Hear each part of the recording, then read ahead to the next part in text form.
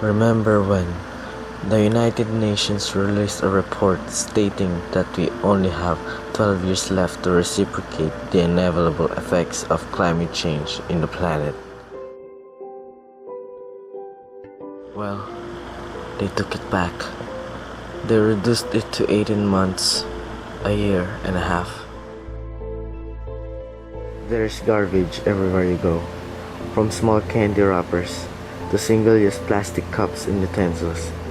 They end up in landfills which emit methane gas and carbon dioxide that are large contributors to climate change.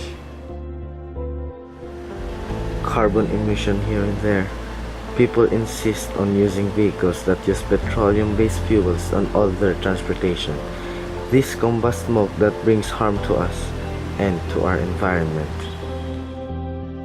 Most of the urban areas, trees and natural lands are continuously being reclaimed for innovation and profit.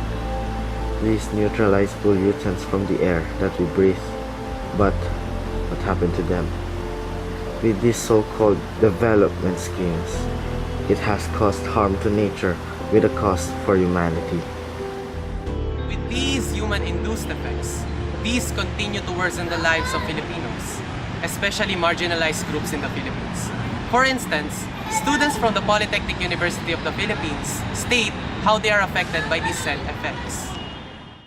Nakaka-apekto po ba sa inyo bilang isang individual ang mga nangyayari sa kalikasan? Para sa akin, nakaka-apekto mga sa nangyayari sa kalikasan.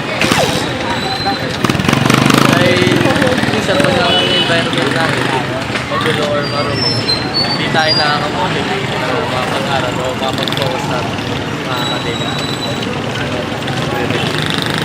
Salamat po. Nakaka-apekto po ba sa iyo bilang isang individual ang mga nangyayari sa kalikasan ngayon? Bakit? Kasi tag yung binabalik.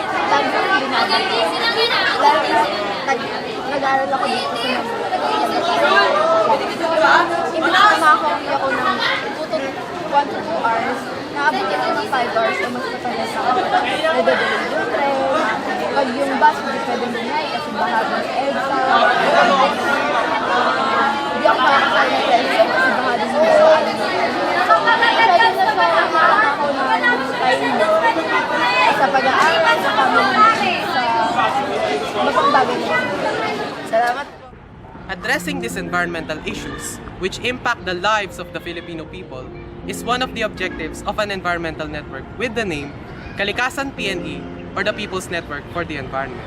Kalikasan PNE, or the People's Network for the Environment, is a network of people's organizations, non-governmental organizations or NGOs, and environmental advocates which aims to address the environmental issues which continue to worsen the lives of already marginalized people.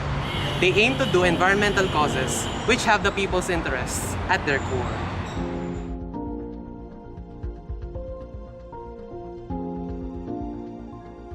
Good afternoon, ma'am.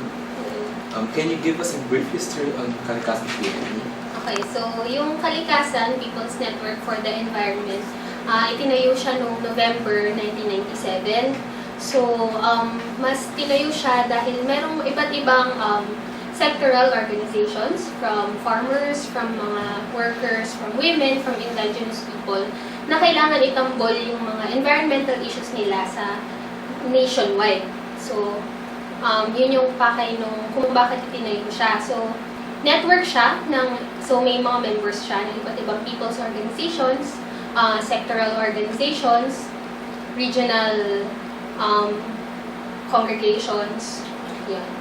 So, what are the organization's advocacies and its long-term goals? So kung advocacies, for this year, we're focusing on campaign regarding environmental defenders. As you may have heard, binalita na yung Pilipinas ay ngayong 2018 ay ibinalitang pinaka-dangerous sa mga environmental defenders sa buong mundo. Dati sa Asia lang siya pinaka-malala, ngayon sa buong mundo na. And we also have campaign on mining issues. So particularly ngayon, we have the Oceana Gold campaign kasi yung Oceana Gold Mining Company ay nag-expire yung kanyang agreement with the Office of the President noong June this 2019 because it has yung kontrata niya ay tapos na for 25 years. So ngayon, it's trying to operate but we are tapos meron siyang renewal, so we are trying to stop the renewal. With naman, yung communities naman ay nasa likod namin, pati yung provincial government and municipal government ay nasa likod namin sa kampanyang ito. Other than that, we also have reclamation naman, focusing on the reclamation campaign. We're pushing for a moratorium on the reclamation projects in Manila Bay. Minsan, we're also taking the campaigns on climate justice. And we also have dams, kasi may mga itatayo rin ng mga dams na hindi rin pumapayag yung mga katutubo na itayo yung mga dams sa kanilang ancestral domain. Yun. Do you have any message to the public?